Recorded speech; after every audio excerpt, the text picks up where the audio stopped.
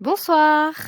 Bonsoir à toutes et à tous et bienvenue pour cette nouvelle table ronde organisée par les communautés métiers by Extia. Merci à tous d'être présents avec nous à cette heure-ci. Pour faire un petit laïus, peut-être avant de rentrer dans le détail du sujet, on va juste vous présenter en quelques secondes Extia pour que vous sachiez un petit peu ce que c'est et ce dont on va parler aussi ce soir. Donc Extia, c'est quoi? C'est une société de conseil en IT et en digital qui fait partie d'un grand écosystème, donc qui est présenté à l'écran sur les slides. Donc en fait, cet écosystème, il est composé de différentes entreprises qui font partie du groupe Cubex. Et du coup, ça touche différents secteurs d'activité. Donc, on va avoir le digital, l'ingénierie, le luxe ou encore la gestion de projet. Et en quelques chiffres, Extia, c'est quoi? C'est plus de 2500 Extiens dans 28 agences réparties en France et à l'international. Donc, on est dans 8 pays différents. Et avec autant de monde, du coup, on organise beaucoup d'événements à l'année. Donc, c'est plus de 250 par an, dont des événements avec les étudiants, donc que ce soit des événements gaming, des conférences en ligne ou des interventions directement au sein de vos écoles. Un chiffre qui n'est pas indiqué sur cette slide, c'est le chiffre qui est en lien avec Great Place to Work, puisque Exia est sur le podium du classement depuis maintenant 9 ans et première cette année. Donc c'est vraiment un slogan d'avoir qui ensuite quoi qui vit tous les jours chez Exia. Et en fait, le but, c'est vraiment de permettre à toutes celles et ceux qui font partie de l'aventure de personnaliser leur expérience et de s'épanouir à travers d'autres projets qui ne sont pas forcément en lien avec leur mission. Et c'est grâce à cette enquête, justement, qu'on a créé les communautés métiers. Donc, en fait, ces communautés, ça rassemble une centaine de participants qui vont mettre en avant une passion, un sujet, un centre d'intérêt ou une expertise à travers des conférences en ligne, comme ce soir, donc là qui est un peu spécial puisqu'elle s'adresse à vous, futurs professionnels dans le secteur de l'IT, ou alors on organise aussi des ateliers en présentiel au sein des agences. Et la spécificité, c'est que vous pouvez participer à tous les événements en ligne puisque vous pouvez tout retrouver directement sur notre site web. Vous avez vraiment la liste des événements chaque mois, donc c'est gratuit. Vous pouvez tout retrouver également en replay sur notre YouTube. Aujourd'hui, on se retrouve pour un événement un petit peu spécial qui est organisé justement par des ambassadeurs de nos communautés métiers, donc qui sont 3 ce soir avec nous. N'hésitez pas à leur poser vos questions tout du long de la conférence dans l'onglet chat en bas sur votre droite et également dans l'onglet questions. On y répondra vraiment tout au long de cette conférence, donc n'hésitez vraiment pas. Le but, c'est que ça soit interactif avec vous. Et sans plus attendre, découvrons nos intervenants, qu'est-ce qu'ils font, qui ils sont et les conseils qu'ils ont à vous apporter. Salut tout le monde. Donc moi c'est Kian, j'ai 29 ans et je suis chez Exia depuis maintenant un peu plus de 2 ans. Je suis développeur full stack JavaScript maintenant. J'ai démarré avec du PHP et donc là je me suis un peu dirigé vers une autre stack technique récemment. Et bonsoir, moi c'est Louise, j'ai 32 ans, je suis product owner, donc je suis chef de projet digital en gros, et je travaille chez Extia depuis un peu plus de 2 ans aussi. Et moi, c'est Meryl, du coup, j'ai 26 ans et je travaille chez Excia depuis à peu près 2 ans sur des postes de DevOps. Merci beaucoup à tous les 3. Merci pour aussi à ceux qui interagissent avec nous via les emojis. N'hésitez pas, ils sont à votre dispo. Donc ce soir, on va parler de différents sujets. On a classé différents sujets en termes de catégories. Mais bien sûr, comme je l'ai dit, n'hésitez pas à poser vos questions dans n'importe quelle catégorie à n'importe quel moment. Et pour commencer, on va peut-être s'appuyer déjà sur votre parcours professionnel à tous les 3. Et justement, quel a été votre parcours professionnel avant d'occuper votre poste actuel? Est-ce que vous avez fait des stages? Est-ce que vous avez fait de l'alternance? Est-ce que vous avez eu un autre CDI? Voilà, dites-nous tout. Peut-être Louise, si tu veux commencer? Yes, merci. Moi du coup, comme je disais, ça fait 2 ans que je suis chez Extia et avant j'étais en start-up dans une entreprise qui s'appelle Deline à Lille. Et donc j'ai commencé chez eux en tant que développeuse web et j'ai fait 3 ans chez eux. Donc la première année, comme je l'ai dit, je faisais du développement web et ensuite l'entreprise ayant été financée, donc est passée de petite entreprise à start-up, on a bouger un peu notre organisation et donc j'ai eu l'opportunité de basculer le rôle de développeur plutôt vers le rôle de product owner et de mettre en place toute l'organisation agile. Et donc après 3 ans chez eux, j'ai décidé de partir sur d'autres environs et donc je cherchais plutôt des grands groupes et c'est ce qui m'a permis avec une ESN, Extia, de trouver un autre style de mission. Merci beaucoup, Louise, pour le partage. Je peux prendre le relais. Donc moi, c'est vrai que je l'ai pas dit, je suis à Nantes. J'ai fait mes études à Rennes pendant 5 ans et j'ai fait 3 ans d'alternance, donc sur Rennes, et 2 stages aussi pendant mon BTS, je les avais oubliés. Après, je suis parti pendant 1 an au Canada et où j'étais aussi développeur PHP du coup, comme je l'avais dit tout à l'heure. Et je suis arrivé donc du coup à Extia depuis 2 ans du coup, comme je le disais. Et juste pour rebondir sur l'expérience au Canada, c'était dans le cadre de tes études ou plutôt une expérience que tu as fait en plus? Non, c'est après, c'est à la suite de mes études, je suis parti au Canada et j'ai trouvé une mission là-bas et puis après avoir pris mon expérience canadienne, je suis revenu la transmettre en France. Trop bien. Merci, Kylian. Et ben, je vais terminer, je vais clore la boucle du coup. Moi, j'ai commencé par des études dans le réseau et les télécommunications. Et puis donc en alternance et puis à la suite de ça, en fait, j'ai bifurqué un tout petit peu vers juste pour me concentrer sur l'administration système et réseau. Du coup, continuer par une licence et puis j'ai fini par un master en système d'information et en fait, tout ça, je l'ai fait en alternance et ce qui m'a permis d'orienter mon choix de carrière vers, vers l'automatisation et le DevOps qui était en pleine montée dans les entreprises où j'ai travaillé en alternance. Trop bien. Et qu'est-ce qui vous a donné envie de travailler dans le secteur de l'IT? Qu'est-ce qui vous a poussé à faire des études dans ce domaine-là? Et pourquoi vous n'avez pas choisi autre chose? Bah, écoute, je veux bien continuer puisque pour le coup, je vais pas être très original, mais c'est vrai qu'en fait, j'ai un peu plus ou moins su ça moi dès l'enfance. Je suis né, j'ai eu mon premier clavier dans les mains, à 4 ans. Mon père faisait pas mal d'IT donc j'étais sur ses genoux quand j'étais petit à faire semblant de faire de l'informatique avec lui donc ça a commencé par là puis, bah, ça m'a un peu suivi tout le long, quoi. C'est Donc pour le coup depuis ouais, depuis ce moment-là, tu c'est as eu ça. envie du coup de poursuivre. Voilà, j'ai pas eu trop de questions à me poser, on va dire, sur mon parcours, plus le choix des formations certes, mais en termes de domaine, de secteur d'activité, j'avais pas trop de doutes. Trop bien. Est-ce que pour vous aussi, Kylian et Louis, c'était une évidence depuis petit ou pas du tout? Moi un peu moins, pas dès le début en tout cas, il y en a pour tout le monde. Moi, c'est vrai que ça arrive un peu plus tard. Je l'avais même pas encore trop quand je suis arrivé en terminale, donc c'était, j'aimais bien les ordinateurs, tout ça, je savais pas trop quoi faire. Et puis une fois que je suis arrivé dans l'IT, je me suis rendu compte que ça me satisfaisait bien le fait de. Moi, je suis développeur web, donc le fait de voilà de voir aussi de pouvoir accomplir des choses comme ça et de voir un peu visuellement ce qu'on fait, c'est que je trouve ça satisfaisant aussi quoi. C'est pour ça que j'ai continué là-dedans. Yes, et pour ma part, c'est arrivé sur le tard. Moi, je suis issue de reconversion professionnelle, donc je faisais pas ça du tout avant de travailler dans l'IT et donc c'est plutôt par opportunité et aussi le cadre personnel qui m'a poussée à m'intéresser à l'IT et sur lequel je me suis dit: «Bah, c'est un domaine incroyable en constante évolution, donc je vais plutôt m'orienter là-dessus» et je ne regrette pas du tout. Trop bien. Bah, merci pour ce partage d'expérience. N'hésitez pas à nous dire aussi en commentaire si vous avez des histoires un petit peu similaires, si comme Mary c'était plutôt une évidence, ou alors une reconversion comme Louise, ou alors comme Kylian c'est plus venu sur le tas. Voilà, n'hésitez pas à nous partager dans le chat votre expérience sur ça. Et j'aimerais rebondir à ce que tu as dit Louise tout à l'heure, puisque tu nous as parlé que tu étais avant Extia chez un client final.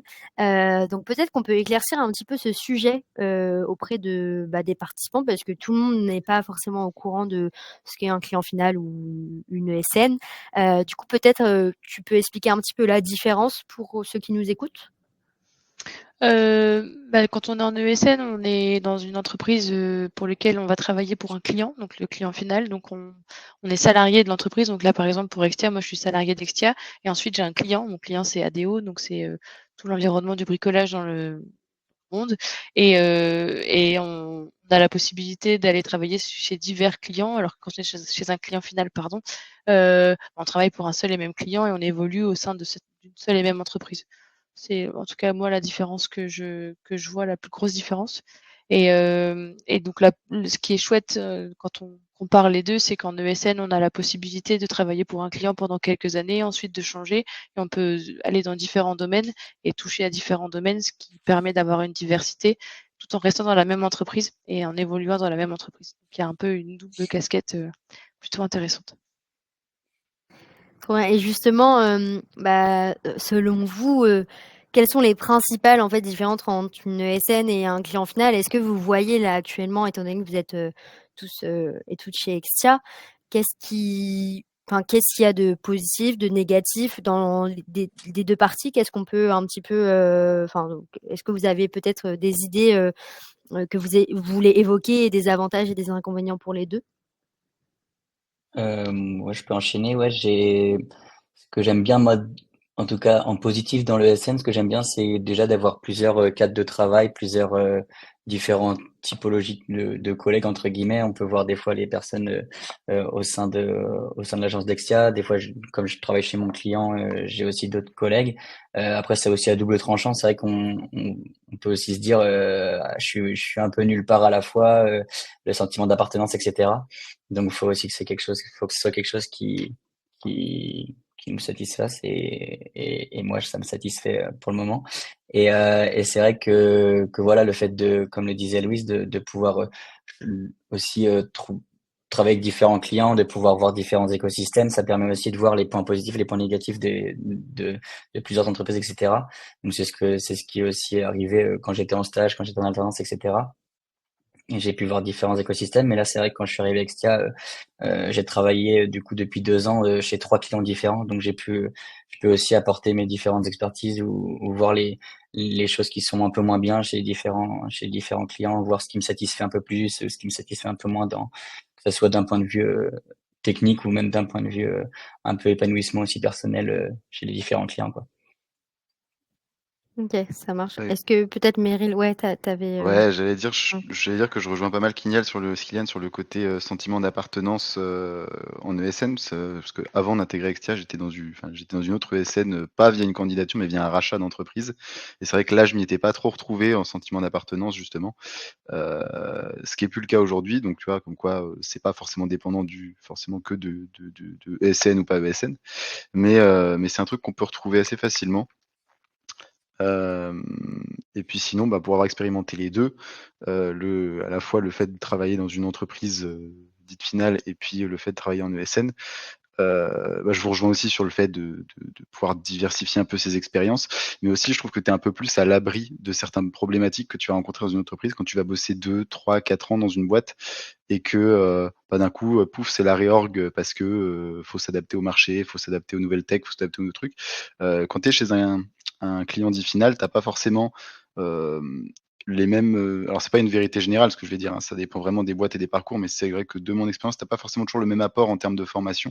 Tu pas forcément toujours le même, le même, le même sécurité non plus de te dire: «Bah, tu vois, j'ai vécu moi un rachat et une réorganisation d'entreprise» et on en parlera un peu plus tout à l'heure, mais c'est des chamboulements qui font que si tu t'y retrouves plus, bah, tu affrontes des processus qui sont un peu moins fun de pour pouvoir, améliorer ta situation. Alors qu'en ESN, ben, si ça te va plus, juste, ben, tu pars sur une autre mission et tu découvres autre chose de nouveau, quoi. Si une aventure te convient plus, tu passes à la suivante et tu as beaucoup moins de désagréments. C'est un avantage que moi je donnerais. Et justement, pour rebondir, à ce que tu dis, est-ce que c'est facile dans une ESN de changer de mission, comparé chez un client final? Attends, excuse-moi, tu peux répéter ta question? J'étais concentré sur le chat. T'inquiète. Est-ce que c'est facile de changer de mission, du coup, dans une ESN si ça te Oui. convient pas, plus que chez un client final, du coup? Bah, j'ai pas encore eu à l'expérimenter, en tout cas aujourd'hui chez Extia, mais de ce que j'en ai vu et puis de ce que j'en discute aussi avec tout le monde chez Extia, c'est pas quelque chose qui me fait peur, en tout cas au jour d'aujourd'hui. J'ai pas le sentiment que ça va être compliqué, que ça va être une galère. Il y a toujours évidemment, tu peux pas juste dire, «Ah bah, à partir de la semaine prochaine, je viens plus parce que j'en ai pas envie». Ça marche pas comme ça. Mais, mais je trouve ça je suis moins effrayé pour avoir dû, faire 2 démissions dans mes précédents postes pour pouvoir justement changer et affronter tout ce process un peu chiant, un peu même malaisant parfois ou pas forcément très un peu stressant même. J'ai pas, là, je me sens que si demain j'ai pas ce sentiment-là, j'ai pas je sens pas ce stress-là au bout du tunnel, quoi. Donc OK et j'aurais tendance à dire que ouais, c'est c'est plus pas si facile. compliqué. Ouais et justement, on a une question, Nora, on va répondre juste après, Mmh. à ta question. On va d'abord prendre, celle, d'Abdesaman. Il y a pas mal d'étudiants qui redoutent les ESN et préfèrent directement le client final, avantages entreprise, salaire, sentiment d'appartenance et cetera. Quel est votre avis là-dessus? Je trouve que ça correspond plutôt là à cette catégorie-là où vous avez aussi parlé de ça. Est-ce que vous avez un avis là-dessus justement par rapport aux avantages vous avez déjà parlé du sentiment d'appartenance qui est peut-être, Mmh. moins là parce que vous êtes chez des clients et pas vraiment dans l'entreprise. Mais est-ce qu'en termes d'avantages, voilà, qu'est-ce que vous pouvez en dire? Est-ce que il y a des avantages, des inconvénients dans les 2 dans tous les cas? Quel est votre avis là-dessus? OK, bah, je vais parler. Non, tu veux y aller, Louise? Je sais pas. Non, J'y vas-y, vais. vas-y. Je vous laisse un peu. Ouais, donc comme je le disais tout à l'heure, c'est vrai que le sentiment d'appartenance, il peut être moindre en ESN. Après voilà, Meryl disait qu'il l'avait aussi à Extia. C'est vrai que typiquement, en tout cas sur Nantes, après je peux pas parler pour les autres agences, mais moi je suis sur Nantes avec Meryl justement. Donc on est nous deux chez Extia, on se voit aussi régulièrement quand on va chez Extia, et pour autant, du coup, on est aussi chez le client, on est aussi chez le client de temps en temps. Et voilà, on arrive aussi à créer des liens aussi au sein de l'ESN. Après, c'est vrai que forcément, faut voir aussi ce qu'on veut et ce qu'on veut pas. Il va y avoir côté salaire, il va y avoir côté avantage justement. S'il y a une entreprise, un client final qui te propose plus que ce que te propose une ESN en salaire, c'est un peu comme ce que vont te proposer deux clients finaux. Ils vont pas forcément te proposer le même salaire. Ça dépend aussi où tu mets la jauge du salaire, où tu mets la jauge du bien-être, où tu mets la jauge aussi du projet qui va t'être proposé. Donc en fait, ça va être aussi à toi un peu de jauger ce que t'as envie. Et après, quand tu parles de redouter les ESN, c'est vrai que moi, je continue avec ça parce que moi, c'est vraiment quelque chose qui m'est arrivé aussi avant de rejoindre Dextia. J'hésitais vraiment entre un client final et une ESN. Et j'y trouve mon compte, en tout cas, au sein d'Extia. Après, c'est vrai qu'on entend aussi, en tout cas à l'époque, maintenant les ESN essaient aussi de faire des efforts, mais on entendait beaucoup on est un peu comme des numéros, etc. Donc on en vient un peu à ce principe de pouvoir changer aussi de client comme on le souhaite. Donc comme on le disait, on va pas changer tous les 4 matins de clients. C'est logique, mais ça nous permet justement, enfin, en tout cas, avec Extia, je trouve enfin, personnellement, je suis considéré, enfin, je me trouve considéré et mes avis importent ça fait un peu rebondir sur ce que demandait Nora. Moi, justement, je suis arrivé à Extia en tant que développeur PHP et j'ai pu justement évoluer sur du full stack JS parce que moi, c'est aussi quelque chose que j'avais envie d'évoluer. Je sais pas si j'aurais vraiment pu le faire en fait, qu'on est vraiment chez un client final, on est vraiment aussi avec la stack technique, etc. Donc c'est aussi possible d'évoluer, mais du coup, faut faire des propositions, c'est sur des nouveaux projets, etc. Ça dépend vraiment du client final. Là, j'ai eu l'opportunité justement d'intégrer un client qui justement en y travaillant avec des formations, une formation au sein d'Extia sur du Vue.js, etc. Puis ensuite plus sur du Node. Justement, voilà, j'ai pu intégrer le client et donc maintenant ça fait 1 an et demi que je suis chez le même client et donc j'évolue avec une autre stack technique, etc. Donc c'est vrai que ce côté-là aussi, formation, tout ça, je, je trouve ça pratique en tout cas chez Extia, quoi. Yes. Et je vais juste rebondir. Je pense que tout c'est assez propre à ce que vous recherchez. Si vous cherchez un job dans une entreprise qui correspond à vos valeurs, que ce soit un client final ou un ESN, c'est le plus important, je pense. Et moi, j'ai fait les deux et je regrette aucun de mes deux choix. J'ai passé énormément de temps dans mon ancienne entreprise. J'avais un sentiment d'appartenance très fort. Mais je démarrais, donc j'étais junior et donc après, il arrive toujours un moment où potentiellement les efforts qu'on met dans l'entreprise sont plus entre guillemets bien récompensés. Là où dans une ESN, bah, forcément, si ça se passe bien chez le client, si on est considéré puisqu'on a un triple suivi et cetera, bah, forcément on évolue aussi et l'ESN nous considère. Enfin, en tout cas, moi, Extia me considère, je me sens considérée comme disait, Kylian et c'est hyper bien. Aujourd'hui, j'ai pas envie de repartir chez un client, mais en tout cas, je pense que dans les 2 cas, il faut surtout trouver quelque chose qui correspond à ses valeurs, ne pas se sous-vendre et prendre le temps de choisir vraiment un environnement sain dans lequel on est bien considéré et sur lequel on se sent bien, rémunéré aussi. Ouais, je te rejoins complètement Effectivement. là-dessus, ouais. Mmh.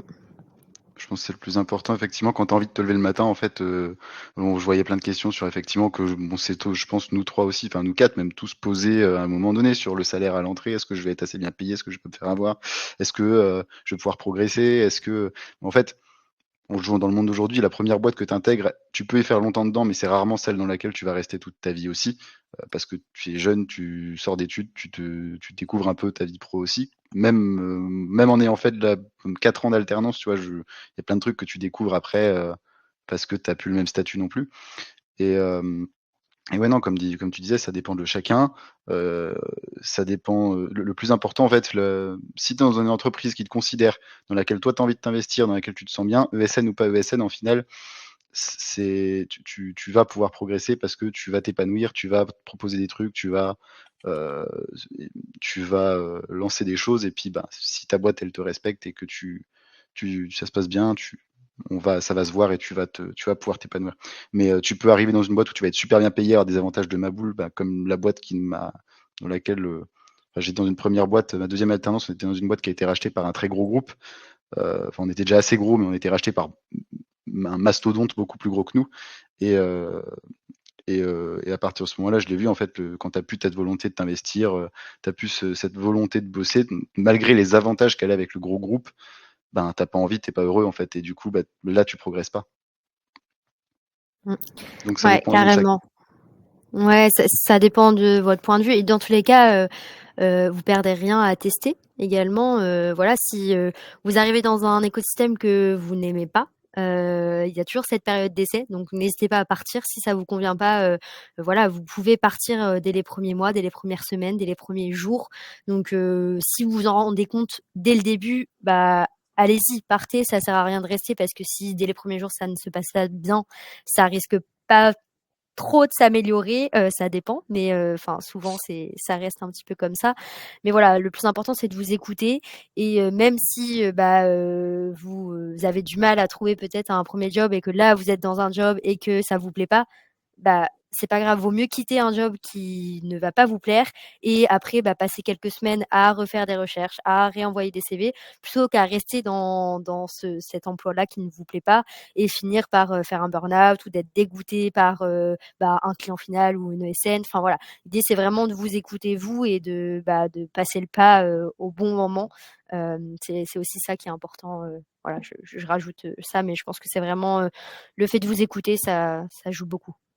En résumé, je pense qu'on peut dire qu'il y a pas de bonne ou de mauvaise situation, mais il y a une question que j'aimais bien, si on peut prendre juste Oui. quelques minutes pour répondre, c'est, Oui. le fait de faire face à une barrière à l'entrée, je la trouve pas mal parce que, bah, c'est un truc auquel, en fait, on peut tous être confrontés. Je pense qu'on a tous eu au moins cette peur à un moment donné et puis, enfin, on vit dans un monde où le marché, il est quand même assez, il évolue quand même assez vite, donc on peut facilement se poser, ce avoir ce genre de crainte ou être face à ce genre de barrière.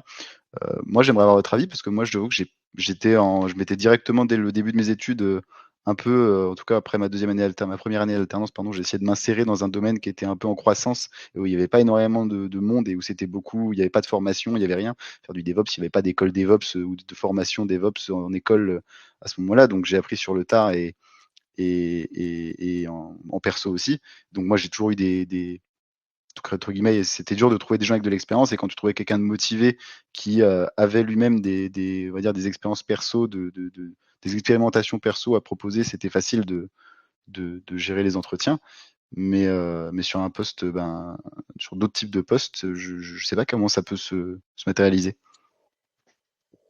Moi, je sais que pardon Kylian, je sais que nous en tout cas dans mon équipe aujourd'hui chez Leroy Merlin, dans les recrutements, on prend en compte l'alternance. C'est hyper important parce que quelqu'un qui est motivé, qui a les bases et qui a envie qui en veut va potentiellement être plus intéressant et va avoir une courbe de progression bien plus importante que quelqu'un qui est déjà entre guillemets senior sur le périmètre. Après, ça dépend aussi de la maturité des projets sur lesquels le client a besoin d'avoir un développeur. En soi. Si le développeur il a déjà quelques années d'expérience, ça veut dire qu'on va pas passer beaucoup de temps à l'onboarder. Donc après, derrière, il va savoir rapidement prendre le sujet en main. Et donc, est-ce qu'on a ce temps-là à lui consacrer ou pas? Donc, je pense que ça répond à pas mal. Enfin, il y a pas mal de paramètres pardon, qui rentrent en jeu. En tout cas, nous, je sais que, en tout cas, chez Leroy Merlin, ils prennent en compte ces années-là parce que ça compte comme de l'expérience professionnelle.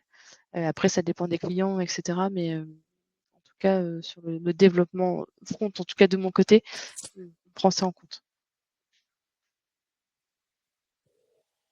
Moi, je peux répondre rapidement et après on va enchaîner, je pense, pour avancer. On est la partie ESN en finale.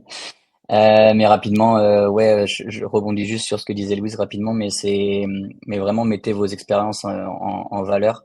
Vous faites des projets perso, mettez-les en valeur. Essayez de vous démarquer aussi parce que voilà, c'est vrai que il y a beaucoup d'écoles, il y a vous êtes beaucoup on est beaucoup dans le domaine de l'IT, je dis vous, mais je fais partie aussi, mais voilà. Essayez de vous démarquer vraiment du reste, montrez que vous êtes motivé. Si vous avez des projets perso, montrez-les. Si vous avez des stages, des alternances.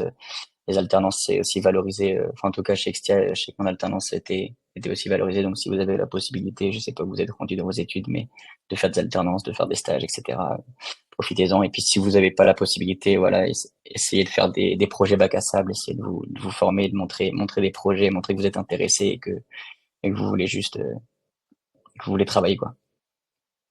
Ouais, ne vous laissez surtout pas abattre par un refus. C'est vraiment la motivation, votre persévérance qui va faire que la personne derrière son écran ou derrière son téléphone va vous rappeler. Donc, n'hésitez pas à vraiment mettre en avant ces expériences-là et à vous déplacer si vous pouvez aussi. C'est toujours bien. Envoyer des messages sur LinkedIn à des recruteurs. Voilà, le but c'est vraiment de voilà, les mails ou juste les candidatures sur les sites web, c'est bien, mais en fait, il y en a beaucoup, ce qui fait que potentiellement vous pouvez passer à la trappe alors que, vous êtes ultra motivé, que vous avez des expériences que vous n'avez pas forcément mises en avant sur votre CV. Donc voilà, n'hésitez pas à trouver d'autres moyens que juste une candidature sur un site web pour pouvoir, envoyer votre candidature, voilà, c'est un petit conseil. Et juste avant de passer à la partie précédente qui était sur les premiers pas dans le monde professionnel, on peut juste répondre à la question qui a été posée. Est-ce que vous rencontrez beaucoup de freelance au travail? Moi, je peux déjà proposer une première partie de réponse. En tout cas, chez Exia, c'est pas du tout une grosse partie des personnes qui travaillent chez Exia. La plupart du temps, c'est, enfin, comme Louise, Kylian et Meryl, ils sont en CDI chez Exia et du coup, ils vont en mission chez des clients.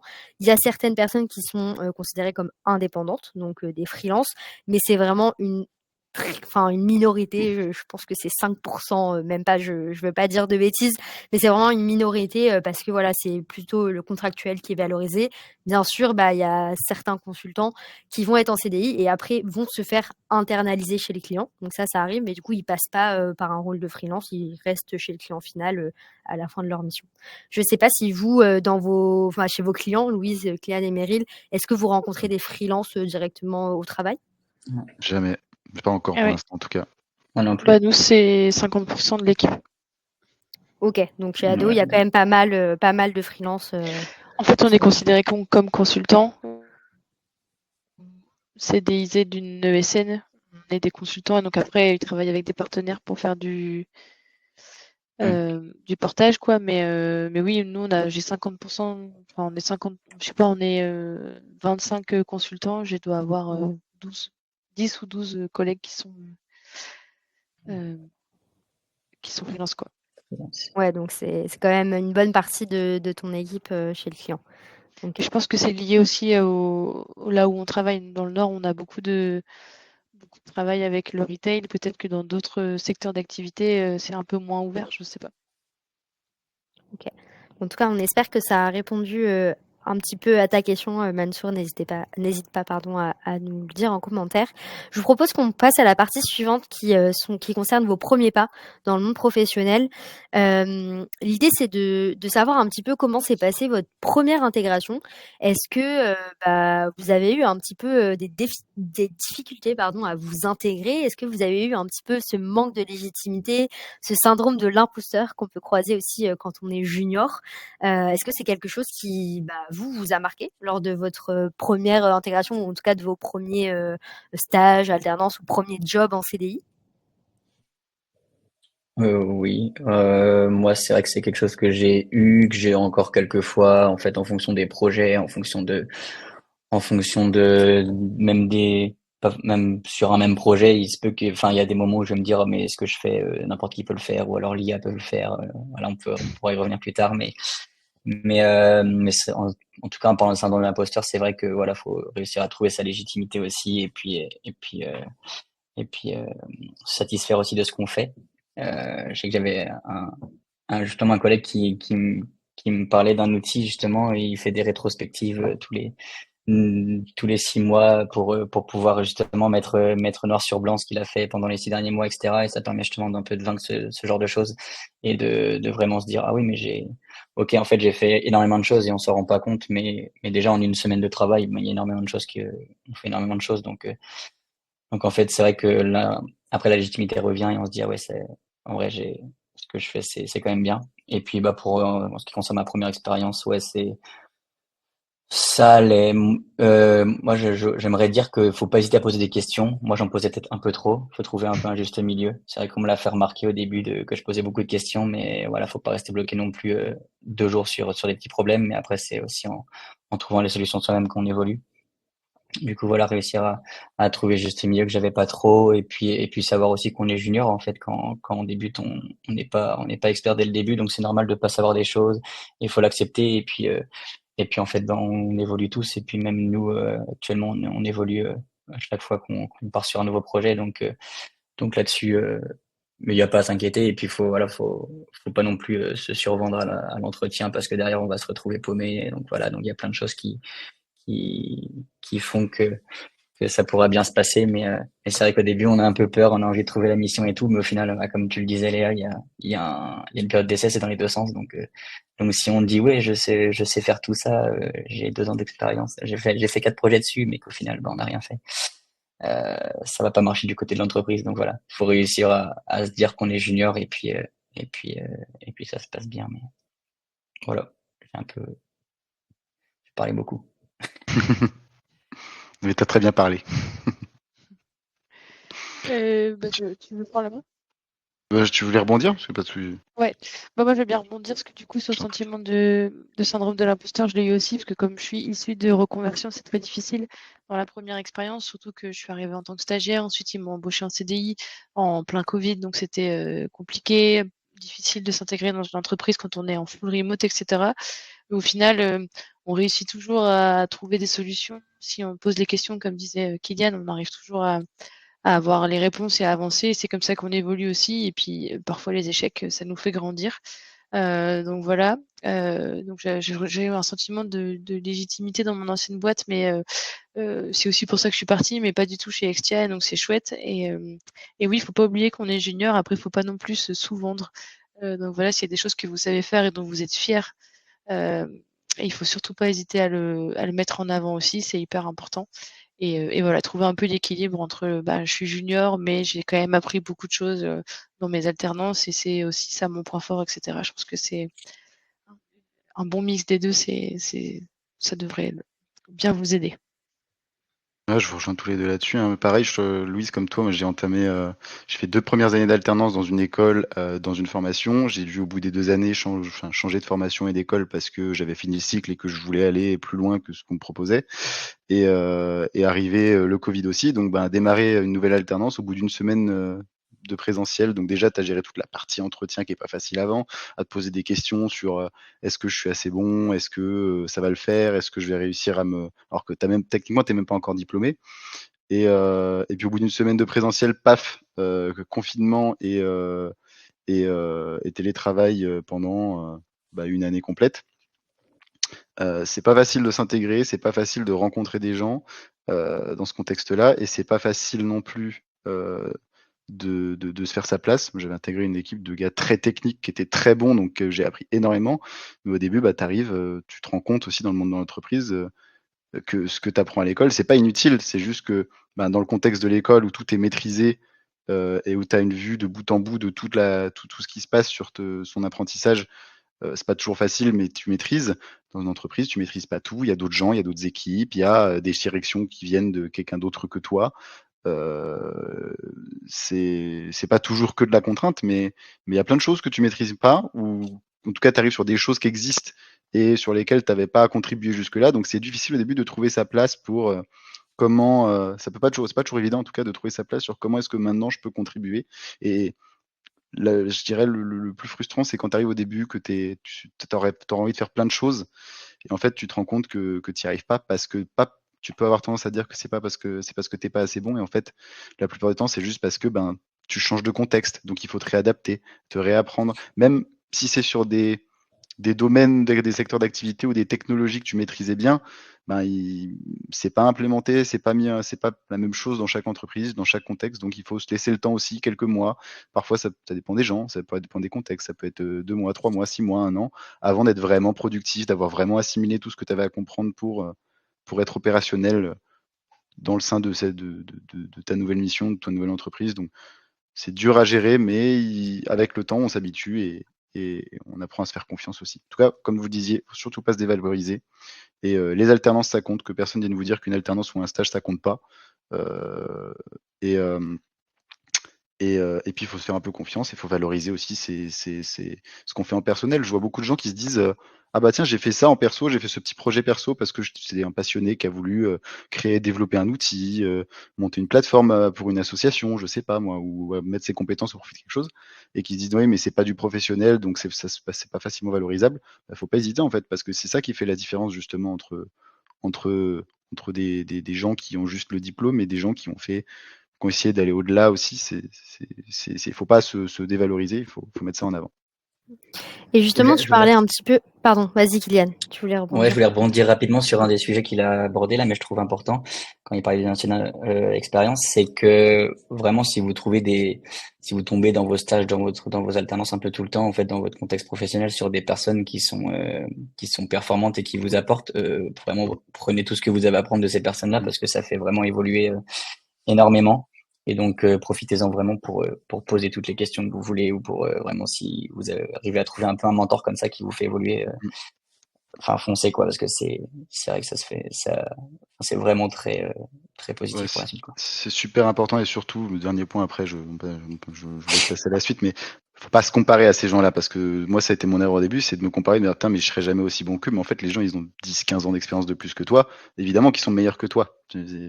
Faut pas se comparer à ces gens-là, comme tu dis, faut boire tout ce que tu peux tant que tu es avec eux, t'imprégner de tout ce qu'ils ont à t'apprendre pour ensuite pouvoir, ben, sur tes prochaines expériences, bénéficier de tout ça et capitaliser là-dessus. Carrément. Et Meryl, tu parlais aussi d'évolution, de techno aussi, qui sont pas enfin, qui peuvent être différentes, dans les missions, dans 2 entreprises et cetera. Peut-être qu'on peut rebondir un petit peu sur ce point-là, justement, est-ce que depuis, votre entrée sur le marché du travail, est-ce qu'il y a des technos, des outils que vous utilisiez qui, sont devenus un petit peu «has been» entre guillemets? Est-ce que, ça a évolué sur le marché? Est-ce que, peut-être qu'il y a des choses qu'il faut, connaître ou maîtriser aujourd'hui, qui sont indispensables selon vous? Bah, écoute, Déjà, on a moi 3 j'ai stacks différentes. Oui, c'est mais ça. justement, ça Vas-y. peut être intéressant de voir, vos évolutions, Ouais. depuis que vous avez intégré le marché du travail avec vos stacks différentes. Est-ce que c'est toujours les mêmes depuis ou est-ce que ça a un petit peu changé? Moi, je suis sur des secteurs d'activité, on va dire, qui sont, alors c'est pas nouveau, mais on va dire que dans la manière dont l'engouement qu'il y a au sein des entreprises pour ce que je fais, c'est vrai que c'est quand même assez récent et ça monte depuis quelques années. Donc, il n'y a pas encore beaucoup de techno vraiment has-been. Moi, il y a quand même un moment donné, par exemple, tu vois, Jenkins, qui est une technologie de pipeline et de CI/CD, bon, ben, moi, j'ai découvert ça, quand je faisais du support informatique au Crédit Agricole, et que donc, pour la partie développement, donc je faisais pas encore réellement de ce que je fais aujourd'hui. Et je me disais, bon, ben, quand je suis arrivé justement dans une boîte pour faire du DevOps, je me dis, bon, bah, Jenkins, c'est vieillot. Moi, c'est pas la mentalité comme ça que je vois les trucs aujourd'hui. Mon avis, je lui donne pas long feu. Et puis en fait, je me rends compte que ben, tout faux, et c'est encore utilisé partout. Et en fait, c'est pas un mauvais outil. C'est pas parce que je l'apprécie pas que c'est pas un mauvais outil, que c'est un mauvais outil, pardon. Donc au jour d'aujourd'hui, il y a des technos qui tombent un peu dans l'oubli, mais moi, j'en ai pas vu vraiment, tu vois, encore. Il y en a qui sont peut-être un peu moins utilisés, il y en a qui sont très à la mode, mais au final, en fonction du contexte, des boîtes, des gens et de ce qui est déjà en place, c'est pas toujours facile de changer. Donc, tu composes Ok. souvent avec ce que tu as. Mm.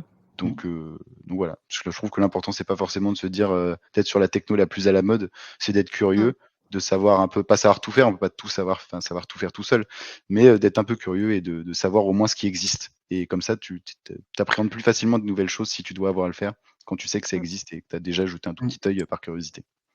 Carrément. Est-ce que vous Ouais, êtes du je te même rejoins. avis aussi, ouais, Ouais, Kylian? ouais, je le rejoins sur tous les points. C'est vrai oula, j'ai un trou de mémoire sur ce qu'on parlait, oui, les technos, etc. Excusez-moi. J'étais dans la lune. Oui, non, parce que je buvais ses paroles et donc voilà. C'est mon Mais charisme, ça. non, c'est vrai que niveau technologie, tout ça, moi j'ai évolué PHP vers du Node en tant que développeur. Mais c'est vrai que je pars du principe-là que en vrai, on trouvera un peu toujours une entreprise ou quelque chose ou un client ou n'importe quoi qui fera aussi ce qu'on fait. Donc après, voilà, faut trouver un peu ce truc-là ce juste milieu faut pas non plus trop s'enfermer dans des choses où on aura peut-être moins d'opportunités, etc. Sur quoi on a envie d'aller, mais aussi ce qui nous plaît, quoi. Parce que c'est vrai qu'on peut même parler encore aujourd'hui de COBOL, mais il y en a encore qui en font et du coup qui sont très bien payés parce qu'il y en a de moins en moins, etc. Donc franchement, il y a des entreprises aussi qui gardent aussi des technologies parce que ils ont le savoir et parce qu'ils ont les applications qui vont avec, etc. Donc je pense que voilà, évidemment, il va y avoir, on peut faire du Java Angular et puis trouver du travail en un mois ou en 2 semaines. Euh, après, euh, après, je pars du principe qu'on peut un peu tout trouver en fonction de ce qu'on fait, quoi. Mais comme le disait encore une fois Meryl, faut rester curieux et puis en fonction aussi de nos perspectives d'évolution, voilà, si on veut plus aller dans un rôle de lead, et ben effectivement, il va falloir être plus curieux, essayer de pouvoir comparer aussi deux stacks différents pour prendre des décisions techniques, etc. Donc ça, c'est encore un autre sujet, mais la curiosité, voilà, et puis mais pas forcément besoin d'être au point de la dernière techno qui vient d'arriver pour être embauchable, quoi. Et donc si je comprends bien, selon vos retours, c'est que, peut-être, qu'il est pas enfin que voilà, il faut être curieux et aller, chercher de nouvelles technos, nouveaux langages, nouveaux outils, mais peut-être qu'on peut aussi travailler sur des outils qu'on n'avait pas forcément, au début de notre carrière. Par exemple, les soft skills, est-ce que est-ce que c'est des choses que vous avez pu développer, depuis votre première expérience? Est-ce que ça vous sert? Est-ce que c'est différenciant aujourd'hui d'avoir, différents soft skills, notamment, je sais pas, la prise de parole à l'oral, la curiosité justement, ça fait partie aussi d'un soft skills, l'empathie. Est-ce que vous, aujourd'hui, c'est des éléments essentiels contrairement, justement aux techno, voilà, ça évolue, mais il faut être curieux surtout. Est-ce que les soft skills, par contre, il faut les maîtriser ou pas? Louis, je te vois, hocher la tête,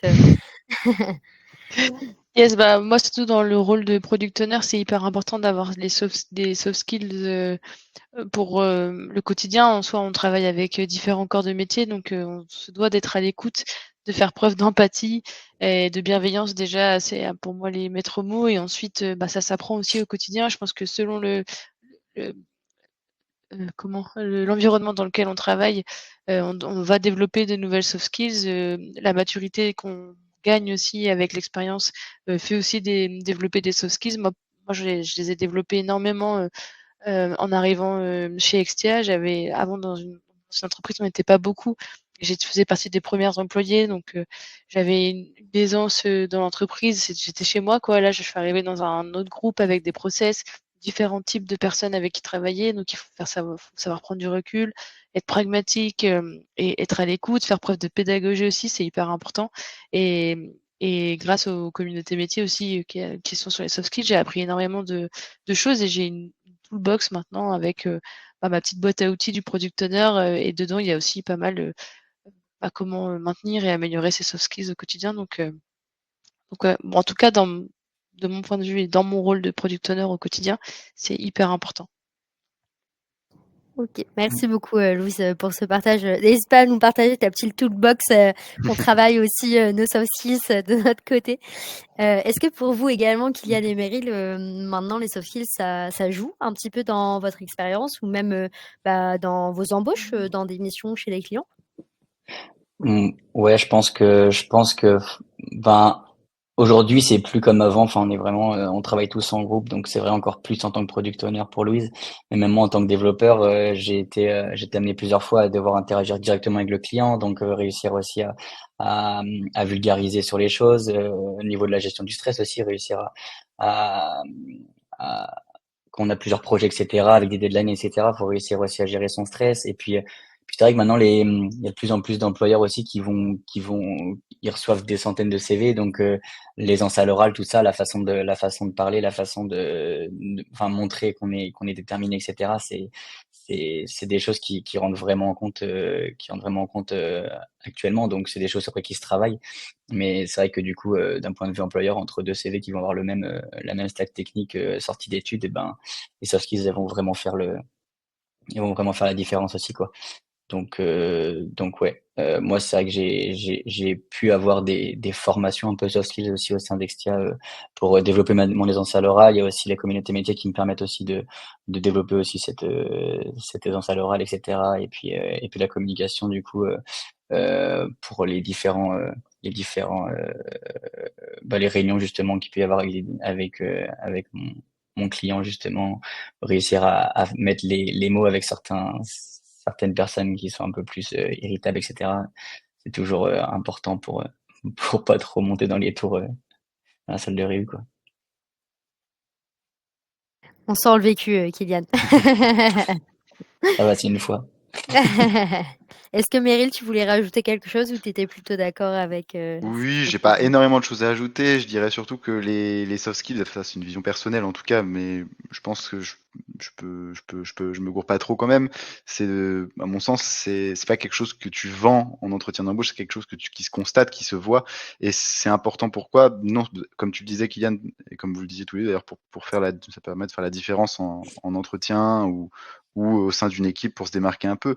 Mais on n'est pas non plus là pour être tout le temps en concurrence avec les autres. Ça permet aussi c'est ce qui permet en fait de construire ta confiance en toi. C'est ce qui permet d'avoir confiance en ton travail, de permettre de vendre ton travail, de dire de vendre ce que tu as fait auprès de ton équipe, de ta hiérarchie, de tes collègues, de tes proches. Ça te permet et c'est ce qui te permet aussi de t'améliorer au quotidien en fait, de continuer de progresser. Mais du coup, ça te permet, c'est assez important dans le sens où ça te permet de sortir de ta zone de confort, et c'est ça qui va te permettre de pousser des trucs qu'il y a 5 ans, tu aurais peut-être pas osé pousser alors que tu avais la bonne idée, mais juste, tu avais pas confiance en ton idée, ou tu savais pas comment la mettre en avant, tu savais pas comment la proposer aux autres, comment travailler avec d'autres sur le sujet, et tu pouvais pas le faire tout seul. C'est voilà, en tout ça, ça joue aussi. Et peut-être qu'on peut rajouter, la question, d'Abdessamad, dans cette partie-là, parce que c'est vrai qu'on parle des soft skills, actuellement, mais ce qui peut aussi faire la différence, dans l'émission, ça peut être, d'acquérir des certifications. Donc oui, ça peut faire des différences, si tu peux en passer bien avant de postuler, mais également dans les entreprises, tu peux également en passer. Je ne sais pas si certains d'entre vous en ont passé, peut-être via des formations. Oui. Peut-être, Louis, je pense à toi notamment, en tant que product owner, peut-être? Oui, moi j'ai eu la chance de pouvoir, suivre une formation, de professionnel Scrum Product Owner, donc c'est les certifications du Scrum, .org, donc c'est un peu la référence, pour les organisations, agiles avec le modèle, Scrum, et forcément, après, pour le client, c'est un gage entre guillemets de qualité, je mets des guillemets, mais voilà, ça veut dire que bon, on est certifié aussi pour l'entreprise, c'est, une belle vitrine aussi. Donc oui, je pense que les certifications, c'est bien. Après, il faut choisir les bonnes, celles qui correspondent bien. Je pense que si tu as pléthore de certifications, faut s'y retrouver, il faut que ce soit bien orienté sur, ce que toi tu veux offrir, et ce que tu es capable ce qui correspond, pardon, à ton expérience. En tout cas, moi, je suis certifiée et je suis en train de m'entraîner pour passer une certification sur un niveau supplémentaire pour apporter d'autres niveaux d'expertise aussi. Donc, oui, je suis pour les certifications, juste qu'elles correspondent bien à ton poste et ce que tu veux Ouais. faire toi. Ouais, je Ouais. te rejoins de ouf, Louise. C'est un super outil parce que c'est contrairement à un diplôme où déjà tout le monde va avoir le même et puis alors ça veut pas dire que le diplôme n'a pas de valeur hein, du tout, mais contrairement à un diplôme où tout le monde en sortie d'école va avoir le même diplôme, une certification et en plus les formations peuvent parfois, c'est pas le cas partout et c'est pas le cas sur l'ensemble d'une formation, mais dans une formation, il y a souvent des contenus qui sont un peu en décalage temporel avec l'actualité du marché. La certification, elle est à jour professionnellement parlant sur ce qui se fait et donc c'est quand même un vrai plus. Maintenant, comme tu disais Louise, c'est aussi une étiquette que tu te colles un peu dessus. Si tu fais une formation, si tu fais 1, 2, 3 formations sur une techno et ben, après à l'embauche, ça va peut-être être plus dur de bifurquer, tu vas peut-être mettre plus de temps. Je dis pas que c'est impossible, mais si tu veux bifurquer vers autre chose, ça va peut-être être plus compliqué parce que tu as fait 3-4 certifs sur une techno ou sur un domaine, de compétences. Et du coup, bah, les gens, quand ils voient que tu as ta certif, ils vont te recruter pour ça et pas moins te laisser aller vers autre chose parce qu'ils vont estimer que c'est là que tu as le plus de valeur. Carrément. Donc, faut pas se retrouver Carrément. piégé à son propre jeu. J'espère que ça a répondu à ta demande, Abdesamad. N'hésite pas à nous dire en commentaire. On va arriver à la fin de cette table ronde, donc on va aborder un dernier sujet avant les derniers conseils par Louise, Kylian et Meryl. Comment ne pas aborder l'intelligence artificielle, étant donné qu'on en entend parler partout maintenant. Donc, est-ce que vous, ça vous impacte dans vos métiers? Est-ce que vous avez dû adapter certaines de vos compétences? Est-ce qu'aujourd'hui, vous utilisez l'IA dans vos projets? Est-ce que vous pouvez nous donner peut-être des exemples? Est-ce que vous êtes contre, pour? Voilà. Quel est votre avis là-dessus et qu'est-ce que ça modifie chez vous au quotidien? De toute façon, qu'on soit pour ou contre, dans tous les cas, faut faire avec, hein, ça va pas disparaître. Donc, vaut mieux être pour et puis réussir à travailler avec. Moi, je travaille avec. Après, ça va dépendre des clients. Il faut aussi faire attention à ce qu'on lui donne à manger. Voilà, c'est des données d'entreprise, etc. Mais c'est vrai que voilà, dans tous les cas, maintenant, on passera pas à côté. Donc c'est vrai que faut. Oh, mon Google qui s'active, je ne sais pas pourquoi. On parle d'IA, c'est bizarre. Mais c'est vrai que voilà, moi en tout cas, j'apprends à travailler avec et puis faut juste pas s'abrutiser, excusez-moi du terme, mais avec ça, mais apprendre à travailler intelligemment, voilà, pour des choses qui peuvent être plus chronophages, pour des résolutions de conflits qui peuvent être plus complexes, etc. Ou voilà, donc en vrai c'est utile pour certaines choses, mais voilà, faut aussi en vrai de toute façon comme je le disais, comme je l'ai déjà dit, en fait, c'est quelqu'un qui sait pas développer, par exemple, dans mon cas, l'IA va lui pondre un code, il sait même pas à quoi il fait enfin, qu'est-ce qu'il y a dedans. Il y a encore des erreurs de toute façon actuellement dans les IA. Donc, voilà, ça permet de nous aider, mais derrière, c'est pas ça enfin, faut savoir aussi le lire, quoi, et puis le comprendre, et puis le modifier, etc., quoi. Donc voilà. Meryl, Je rien à veux dire. bien, je veux bien. Ah, si, mais je voulais pas couper Non, l'herbe c'est sous le bon, pied de moi, quelqu'un. T'as vas-y. fini?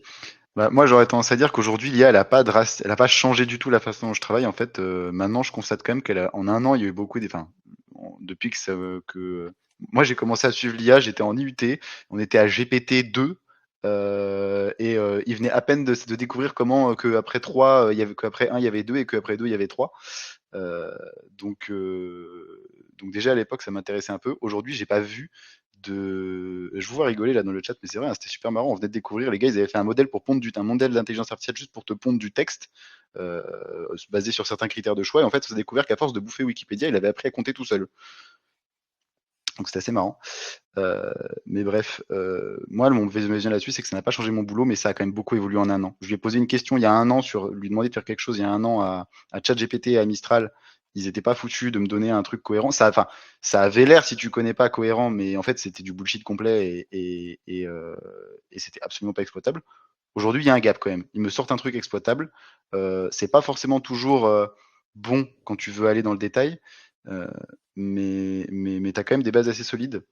Mon avis là-dessus, c'est que tant que les IA, en tout cas dans nos domaines de travail, ne seront pas capables de s'interfacer proprement avec les plateformes, les outils, les logiciels, et que ça restera que de simples perroquets à qui tu peux faire dire ce que tu veux, mais ça reste des outils puissants. Il faut juste se rappeler que ce ne sont que des outils et que l'outil, il n'est pas là pour, si tu l'utilises correctement, il n'est pas là pour faire à ta place, il est là pour t'aider à faire mieux.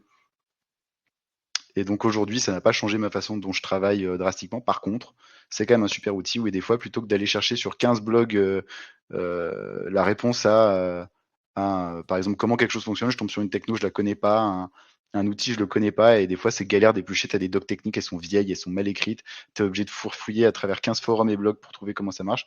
Bah, demander à une IA, ça peut être un bon point de départ. Je dis pas que ça fait tout, mais c'est un bon point de départ, à mon sens, pour synthétiser un peu et pas être noyé sous une masse d'informations. Après, il faut étayer. Il ne faut pas hésiter, à mon sens, à demander à plusieurs IA parce qu'elles ont chacune leur biais. Chaque modèle a ses biais et a ses forces et a ses faiblesses. Donc, essayer de comparer un peu ce qu'elles disent entre elles pour voir déjà si elles arrivent à tomber, à être d'accord. Et puis, rien ne vaut la validation après, on va dire le fact-checking, entre guillemets, de ce qui est raconté, d'aller vérifier si ça tient la route par rapport à ce que disent des vrais experts sur le domaine ou sur la question que tu lui as posée en tout cas. Carrément. Merci beaucoup, Meryl, Kylian. Louise, est-ce que tu veux peut-être ajouter quelque chose en lien avec l'IA, toi, l'impact sur ton métier actuellement? Ouais, bah moi dans mon métier pur, j'essaie d'utiliser le moins possible, sauf quand il peut «m'augmenter» entre guillemets, donc il peut m'aider à automatiser certains process, gagner du temps ou traiter en masse des informations. Et après nous, donc c'est vraiment l'IA pure avec un prompt. Enfin, voilà, c'est mon usage moi personnel. Après nous, on utilise dans les outils digitaux qu'on met à disposition de nos utilisateurs, et ça permet aussi quand même, d'automatiser certains process, de faire gagner du temps à nos utilisateurs. Donc s'ils gagnent du temps, ils gagnent de l'argent, ils peuvent faire autre chose aussi. Donc je pense que, comme disaient Kylian et Meryl, il faut faire avec, mais il faut juste, je pense, l'utiliser correctement et utiliser ça plutôt comme un support et un soutien qui va permettre de nous rendre une personne, enfin, de nous augmenter, je sais pas comment le dire, mais de nous empowerer, pour pouvoir, gagner du temps, quoi. Mais voilà, moi je suis assez réticente au fait de lui donner des informations. Nous, on a une IA dans l'entreprise, mais elle est du coup fermée aux données de l'entreprise, donc c'est plutôt bien. Mais sur les prompts, voilà, ouverts, attention à ce qu'on dit, tout ce que vous lui dites, elle le garde en mémoire et donc elle apprend de ce qu'on lui dit, hein, donc faut faire attention à ça. Donc voilà, je suis pas c'est pas mon truc, je suis pas hyper fan, mais il faut bien faire avec au quotidien, donc voilà, donc je suis un peu plus mitigée. Et voilà, je vis J'ajouterais avec mon temps. Oui. J'ajouterais juste une petite chose par rapport à tout ce qu'on a dit, c'est que le meilleur moyen en fait de pas subir ce changement, c'est d'essayer de le comprendre au mieux. Alors il ne s'agit pas de devenir des experts en IA, c'est quand même un domaine d'études et de recherche à part entière. Mais en fait, aujourd'hui, contrairement à il y a 2, 3, 4 ans, il y a énormément de vulgarisation qui est disponible sur Internet. Et en fait, le simple fait d'avoir une petite visualisation, de comprendre un peu comment ça marche, quels sont les biais qu'il peut y avoir et par quelles étapes ça passe ta requête quand tu tapes un truc dans un prompt dans un chat, euh, et d'avoir une petite vision de l'historique de ces outils-là, ça te permet de les appréhender mieux et puis d'apprendre à composer avec et d'avoir un regard critique dessus. Donc, tu apprends à les utiliser, comme tu disais, Louise, pour t'augmenter et non pas pour t'asservir. Voilà. Carrément. Merci pour cette belle conclusion, Meryl.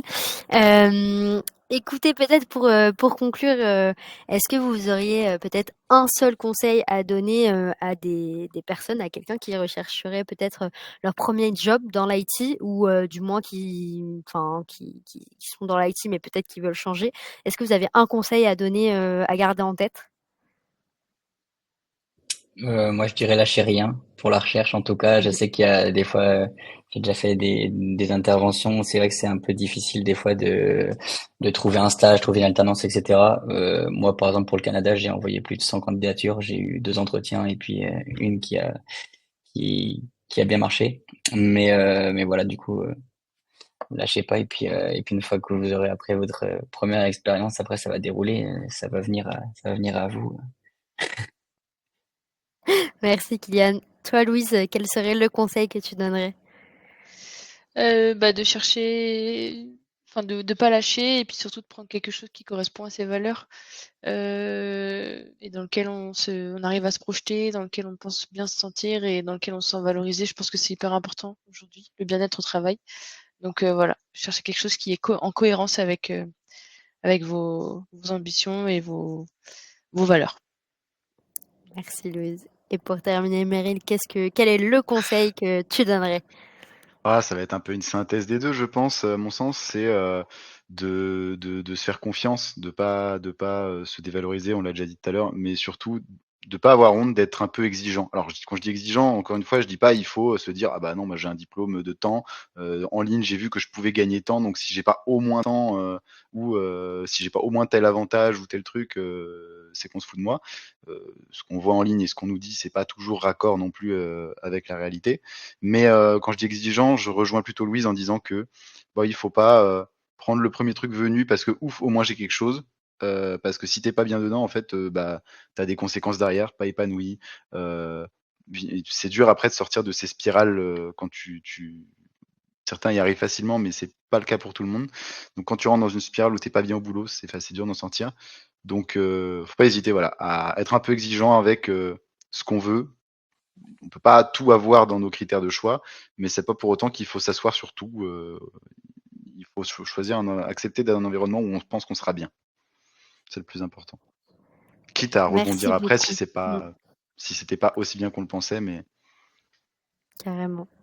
Merci en tout cas pour tous vos conseils et vos petits tips. Eh bien écoutez, on arrive au terme de cette table ronde. Merci à tous d'avoir participé, d'avoir pu poser vos questions. Merci également Kylian, Louise et Meryl. Peut-être que vous avez une ressource à recommander pour les participants, une ressource, des vidéos, un podcast ou quelque chose comme ça à suivre. Est-ce que vous voulez peut-être partager une dernière chose avec eux? Mais quand j'ouvre un onglet, là, je ne vais pas l'avoir là. Quand j'ouvre un onglet, j'ai des news un peu sur l'IT et je trouve que c'est daily.dev et je trouve que c'est intéressant. C'est une petite extension qui se met sur Chrome. On a plein de petits articles et tout sur des nouvelles choses, sur des nouvelles technologies, sur plein. En fait, on choisit un peu les thèmes qui nous correspondent. Donc daily.dev et je trouve que c'est assez cool. Voilà. Kylian a proposé une super source d'infos. Je me suis dit que comme je vois pas mal je vais prêcher pour ma paroisse, quand je vois pas mal de gens qui disent tiens, j'aimerais bien maîtriser les techno DevOps, faire du DevOps et tout, parce que en tant qu'admin ou en tant que dev, j'aimerais voilà, progresser un peu, mais je sais pas par où commencer. Je vous le mets pour ceux qui connaîtraient pas déjà, roadmap.sh, qui est un site qui propose plein de roadmaps d'apprentissage pour différentes thématiques, notamment sur le dev, mais il y a une roadmap DevOps qui est pas mal foutue, qui te permet de donner une petite guidelines de par où commencer. Donc c'est plutôt pas mal. Et puis, bah, je peux prêcher pour une paroisse que j'aime bien aussi pour la veille. Je vous recommande Tech Café en podcast pour ceux qui connaissent pas non plus. Ça permet d'avoir un bon état. Enfin, c'est 2 gars sympas qui font un super podcast, un des plus écoutés, je pense, en France sur le domaine de la tech en général. Donc c'est tech en général, hein, c'est pas que IT. Et non, ça donne des super overviews et de la super vulgarisation sur tout un tas de trucs. Bah, merci beaucoup pour ce partage. Je mets un dernier lien qui redirige vers tous les replays YouTube si vous avez envie de regarder des petites vidéos de Kylian, de Meryl et de Louise qui ont fait des meet-up les semaines précédentes. Et encore merci à vous pour votre participation. N'hésitez pas si vous avez des questions. Kylian, Louise et Meryl sont dispo sur LinkedIn. N'hésitez pas à leur envoyer un petit message, il n'y a aucun souci. Et moi aussi, vous pouvez m'envoyer un message, il n'y a pas de souci. Je pourrais aussi transmettre vos messages si vous en avez. Et puis, bah, à bientôt. Merci encore à tous. Merci Kylian, merci Louise et merci Meryl. Et passez une très bonne soirée.